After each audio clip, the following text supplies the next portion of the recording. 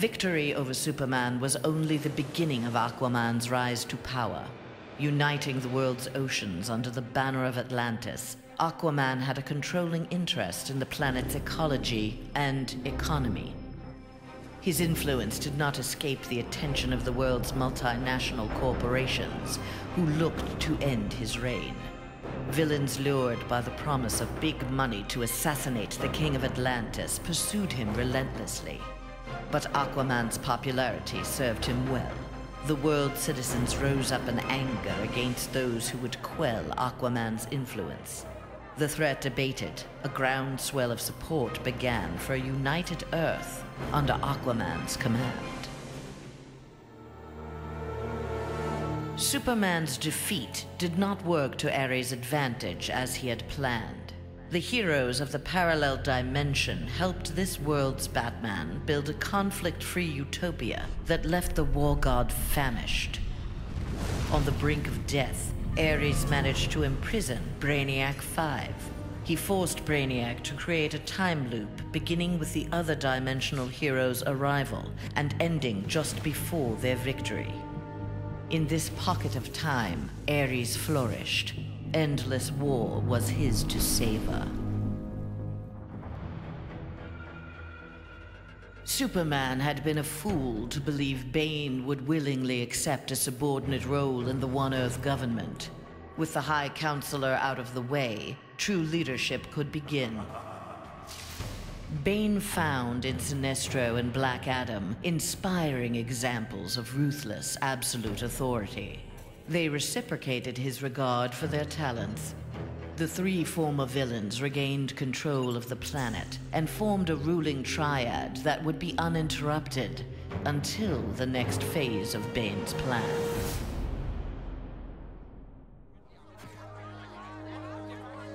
Following the battle to liberate Earth, Batman learned that Luthor had bequeathed his massive fortune to Bruce Wayne. He now had the means to rebuild Gotham and Metropolis. The city's residents, inspired by their hero's efforts, adopted the slogan, "We are Batman." They contributed countless hours to their community's renovation and crime prevention. The Batman of old would have stubbornly assumed these tasks alone. The post-One Earth Batman, having been rewarded for his trust in others, enjoyed his city's renewal and his role as its benefactor.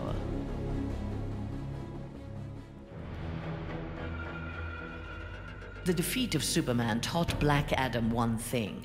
Most of Earth's denizens were too weak to adopt Kahndaq's visionary form of government. He returned to his homeland with a new plan. Combining their energies, Black Adam and his Empress Isis created a mystical barrier around Kahndaq. There they reigned in peace, their country an oasis in the wasteland of human civilization. A true oasis once Black Adam had destroyed all other life on Earth. At last, Superman had paid for what he had done to Catwoman.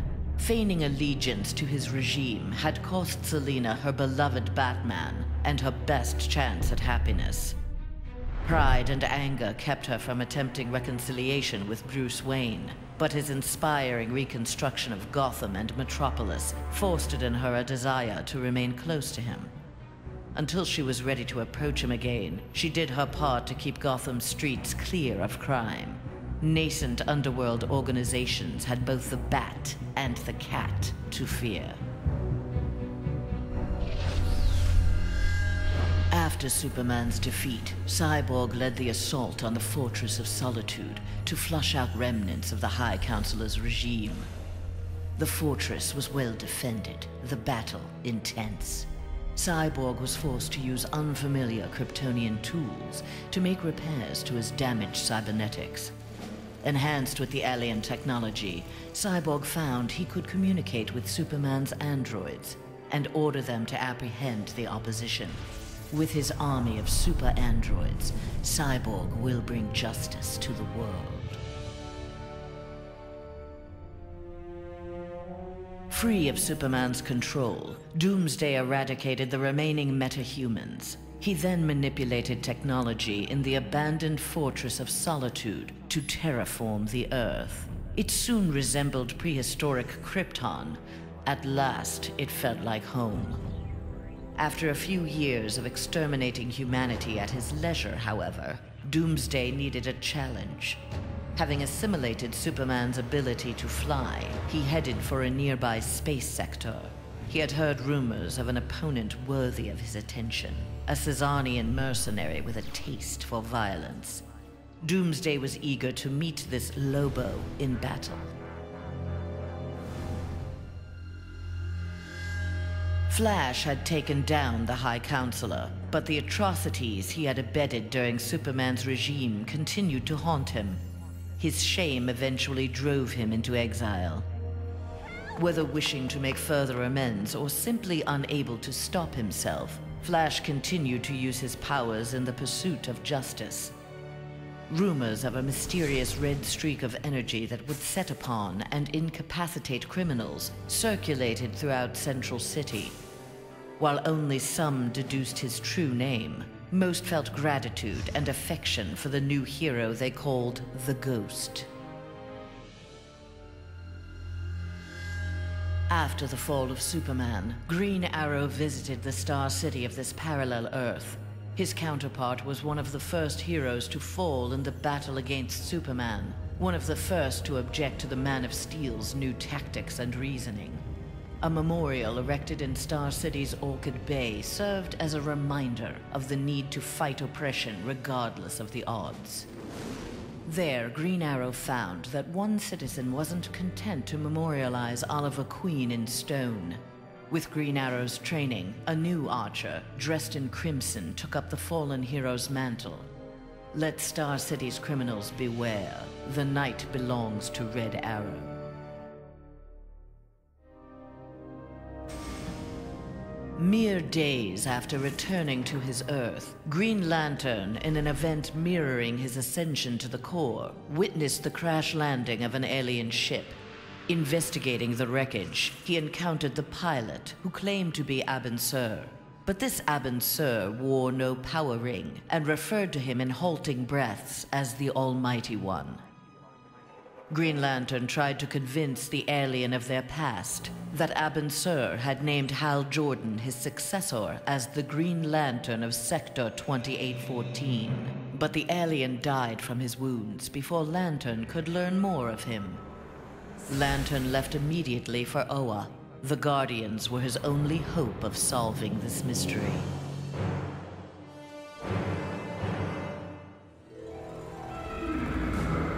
The defeat of Superman filled Harley with confidence. She knew what she was capable of and knew what she wanted. She traveled to the Visitor's Earth and freed the Joker from prison. Returning to her world, they married in a ceremony that set Gotham ablaze. At the reception, the cake-cutting ceremony took a gruesome turn. As her new husband playfully mashed her face into the cake, years of abuse took its toll. Something in Harley snapped.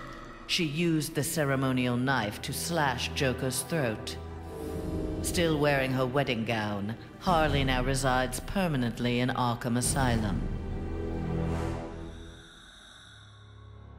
Free of his brainwashing, Hawkgirl exacted revenge on the High Counselor for murdering her husband, Hawkman. She was nevertheless sent to prison for her role in the regime. One night, she awoke hovering above her cot, glowing with eldritch light. An instant later, she stood at the bottom of a shallow crater. There, she found the source of the light, a meteorite of pure nth metal. As she touched it, the meteorite sprung to life, encasing her in nth metal. The new armor made Hawkgirl invincible. Her first act? Vengeance against those who had helped Superman capture Hawkman.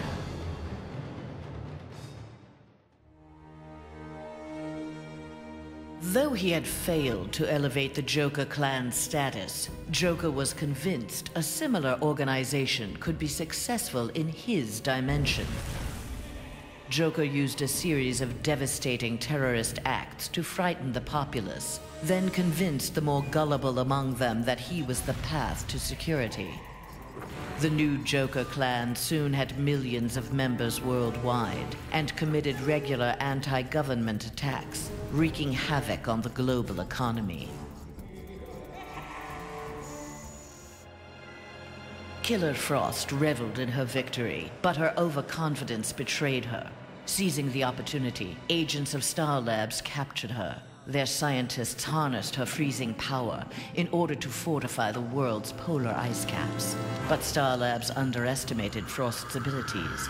Turning on her captors, she froze their facility and eventually the entire Western Hemisphere. The survivors now struggled to overthrow the self-proclaimed Ice Queen. A win against this world's Superman was greatly satisfying, but its aftermath would be sweeter still. Luthor had traveled to this dimension to convince its residents that he was their Luthor, who had miraculously survived the High Counselor's globally televised attack on him. Beloved before, the triumphant Luthor was now worshipped. He was elected President of the United States, but soon looked to further consolidate his power. Nightwing had beaten his former boss, Superman, in single combat. Not even Batman had done that. His thirst for conflict grew. He began challenging anyone who crossed his path. Nightwing's belligerence eventually drew the attention of Sinestro. His corps was always in need of new recruits, and the young humans seemed able to inspire great fear. Sinestro had his suspicions confirmed when a yellow power ring found its way onto Nightwing's finger. Winning the battle with Superman cost Raven dearly. The amount of demonic energy required overwhelmed her. After regaining consciousness, she looked around warily. Her immediate surroundings were a hellish ruin. Nearby stood her father, Trigon. Raven had somehow called him forth during her battle. Trigon thanked his daughter. He then summoned an army of demons and set out to destroy the rest of the planet. Following the events in the parallel dimension, Shazam's fellow heroes returned home. But an alien virus contracted during the transfer created in them acute mental instability. They turned on their fellow crime fighters in a deranged fury. Alone and desperate, Shazam shared the power of the Word with his adopted brothers and sisters. Their purity of heart gave them courage. The army of Shazam incapacitated the former heroes. Eventually, they took the place of the Justice League as primary defenders of Earth. When Superman's One Earth regime proved to be a failure similar to his on Korugar, Sinestro retreated to deep space to ruminate on its demise. Fear had long seemed the most powerful of the emotions with which to bring order to the universe, yet it had not been enough. Desperate, Sinestro hurled the might of the Sinestro Corps against the life entity, keeper of the White Power Battery. Ultimately victorious, Sinestro now wielded the power of a White Lantern. No adversary could possibly withstand him. The light of the Green Lantern Corps would be the first he would extinguish. The battle over, Grundy eluded capture and returned to his swamp to heal his wounds. During regeneration, Grundy found he could channel the elemental force of the Red. All animal life would bend to his rule. His increased power also allowed him to resurrect the long-lost Grey Force. Now, instead of ruling Earth's creatures, he could simply destroy them. After defeating the world's heroes, Grundy turned Earth into his version of paradise. He now rules over a gray and lifeless planet. Though pleased with the outcome, Superman's battle with his duplicate left him troubled. If one Superman could go so far astray, why not another? Preventative measures were in order. After much discussion with his fellow Justice Leaguers, Superman ingested a remote-release kryptonite capsule. At any sign of instability, the kryptonite would permeate his body, killing him. The question of who could trigger the device was solved democratically. Each week, a different Leaguer would take possession of its remote control. Only Batman was denied a shift.